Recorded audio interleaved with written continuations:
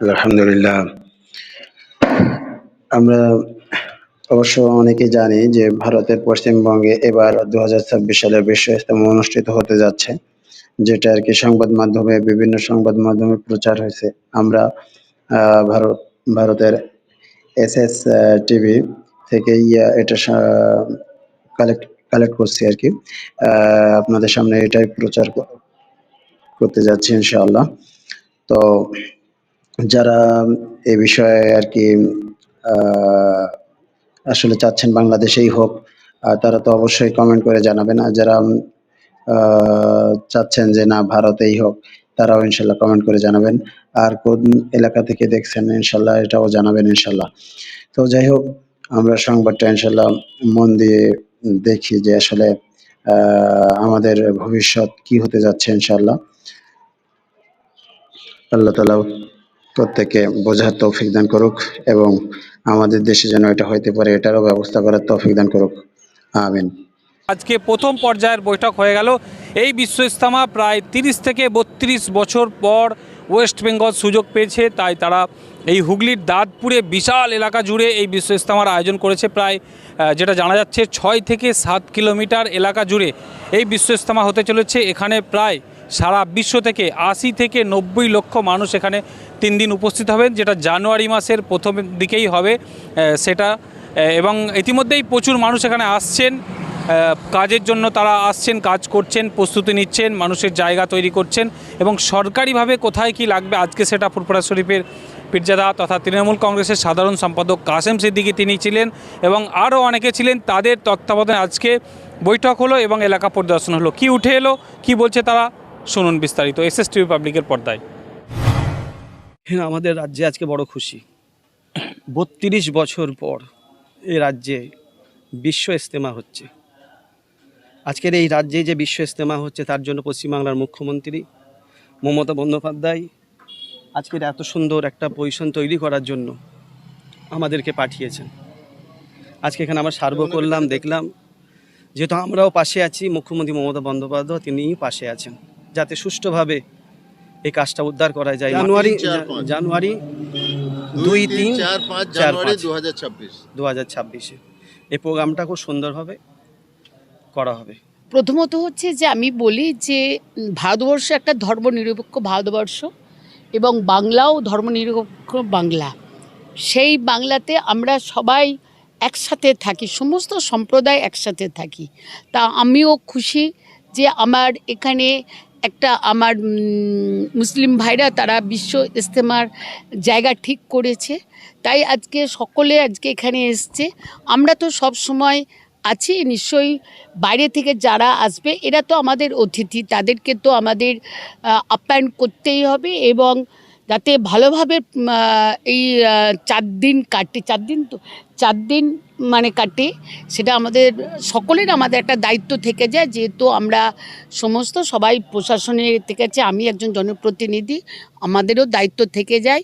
তাই আমরা সকলে এখানে, আমি সভাধিপতি, আমাদের কাসিম ভাই এসছে, আমাদের টোটাল আমাদের হাজি সাহেব এসছে, তপন দা এসছে, তপন দাশগুপ্ত এসছে, ওসি সাহেব আছে, সকলে আমরা এখানে উপস্থিত হয়েছি, আমির সাহেবরা আছে, যাতে ভালোভাবে মানে দিনগুলো আশা করছি এবং আমরা একদম আশাবাদী খুব ভালোভাবে এই দিনগুলো ভালোভাবে কাটবে।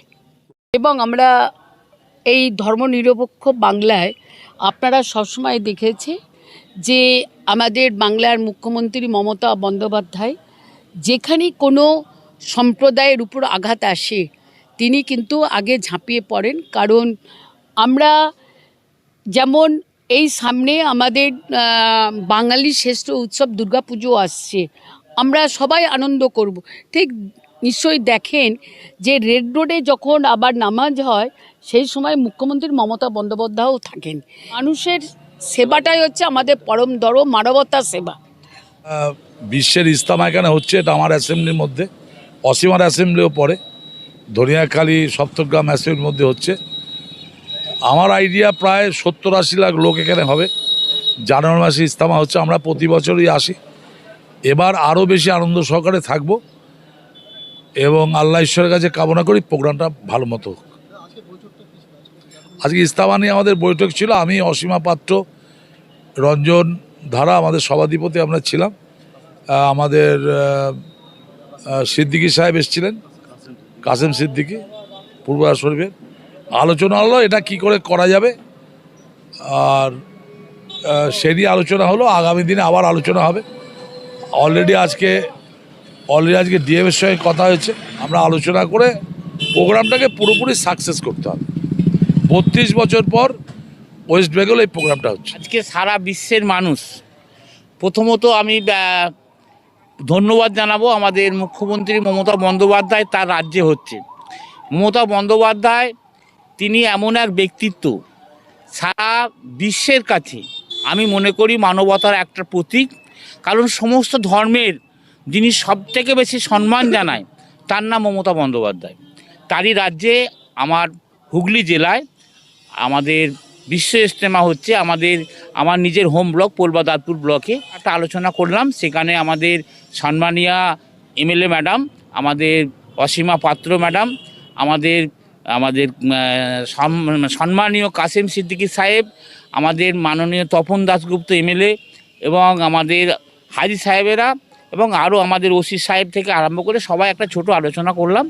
এবং এইটুকুনি দায়িত্ব নিয়ে বলতে পারি যে আমাদের যে টোটাল হুগলির টিম আছে, এই বিশ্ব ইজতেমার আমরা যত জনপ্রতিনিধি আছি সেই বিশ্ব ইজতেমাকে সুন্দরভাবে সাজিয়ে তুলতে এবং প্রতিটা বিশ্বের বিভিন্ন প্রান্ত থেকে যে মানুষগুলো আসবে, আমাদের ধর্মপ্রাণ মুসলমান ভাইরা যারা আসবে, তাদেরকে যেটা পরিষেবা দেওয়ার প্রয়োজন, যা যা দরকার, তার জন্য সর্বরকম সহযোগিতা মমতা বন্দ্যোপাধ্যায়ের অনুপ্রেরণা এবং তার নির্দেশে আমরা করার জন্য প্রস্তুত আছি। 32 বছর বাদে এখানে বিশ্ব ইজতেমা হচ্ছে। বিশ্ব ইজতেমা মানে হচ্ছে কি পুরো বিশ্বের থেকে কিছু প্রতিনিধি রিপ্রেজেন্টেটিভ আসবেন। এটা মূলত ভারতবর্ষেরই হচ্ছে। সারা পশ্চিমবাংলা, ভারতবর্ষের বিভিন্ন রাজ্য থেকে আসবে। এখানে বহু মানুষের, লক্ষ লক্ষ মানুষের সমাগম হবে। এটা আমরা পশ্চিমবাংলাকে এই জন্যে, আমাদের মুরব্বী যিনি আছেন তিনি চয়েস করেছেন এই জন্যে যে ভারতবর্ষের মধ্যে সবথেকে শান্তিপূর্ণ সম্প্রীতির জায়গা হচ্ছে পশ্চিমবাংলা। এখানে করলে খুবই শান্তিপূর্ণভাবে হবে। সেই হিসেবে এখন থেকেই আমাদের সবাই আসছেন, খোঁজ নিচ্ছেন। সমস্ত মানুষরা আসছে। এখনও 5 মাস 4 মাস দেরি আছে, কিন্তু এখন থেকে ধরুন এখানকার এমএলএ, এখানকার মন্ত্রী, এখানকার সভাধিপতি, এখানকার আমাদের কোনো মুসলমানের মধ্যে কোনো সম্প্রদায় ভিত্তি নাই। সমস্ত আমাদের দেওবন্দি, বেরেলি, ফুরফুরা, আহলে হাদিস, মুসলমানদের মধ্যে যতই আছে সবাই মিলে, এবং এমনকি অন্য সম্প্রদায়ের লোকেরাও যথেষ্ট সাহায্য করছে এখানে। এইটা একটা সম্প্রীতির প্রতীক হয়ে দাঁড়াবে, এই আশা নিয়ে আমাদের কাজ চলছে। সরকার আমাদের যত সম্ভব, যতটুকু আমাদের, দেখুন নিজেদের যান নিজেদের মাল আমাদের, কিন্তু যেসব জিনিস আছে যেমন ট্রাফিক ব্যবস্থা আছে, বিদ্যুৎ আছে, পানীয় জল বা ড্রেনেজ ব্যবস্থা আছে, স্যানিটেশন আছে, এগুলোর জন্য আমরা সরকার আমাদের সাথে সাথ দিচ্ছে। এর জন্য আমি যথেষ্ট ধন্যবাদ জানাচ্ছি। এইখানে তো শুধু নামাজ ঘর, এই নামাজ ঘর কেন করা হয়েছে, এখানে তো মসজিদ নেই, আর এই জন্যই নামাজ ঘরে ইজতেমার জন্য যত মানুষ আসবে এই 5-6 মাস একাধিকভাবে থাকবে, তারা নামাজ পড়বে এবং এই দিনের কথা শুনবে। এই হচ্ছে না দিনের কথা, এখানে ইমানের কথা হচ্ছে, দিনের কথা হচ্ছে, এর শুনবে, এতে পেয়ে হেদায়েত প্রাপ্ত হবে। এখানকার মানুষরা দুনিয়ার এক এক প্রান্তে চলে যাচ্ছে। এই জায়গাটার নাম হচ্ছে পৈনান, কিন্তু এখানকার যে মানুষ আসছে বিদেশ থেকে, বিভিন্ন জায়গাতে আসছে, এসে কি বলতে যাচ্ছে যে দিনকে খুঁজে বেড়াচ্ছে, আল্লাহকে খুঁজে বেড়াচ্ছে। আল্লাহকে পাবো কী করে, আল্লাহকে পাবো কী করে? চিন্তা ভাবনা একটাই, আল্লাহ রসুলকে পেতে গেলে পরে এখানে এই চিন্তাভাবনা করতে হবে। কি সেটা কি চিন্তাভাবনাটা কী? সেটা ঘর ছাড়তে হবে, অর্থাৎ কোরবানি করতে হবে। কোরবানিটা কি? এই বিবি বাচ্চা ছেড়ে, ঘর ছেড়ে, ব্যবসা বাণিজ্য ছেড়ে, কাজবাজ ছেড়ে সেখানে কোরবানি করে দিনকে পেতে গেলে পরে এখানে থাকতে হবে।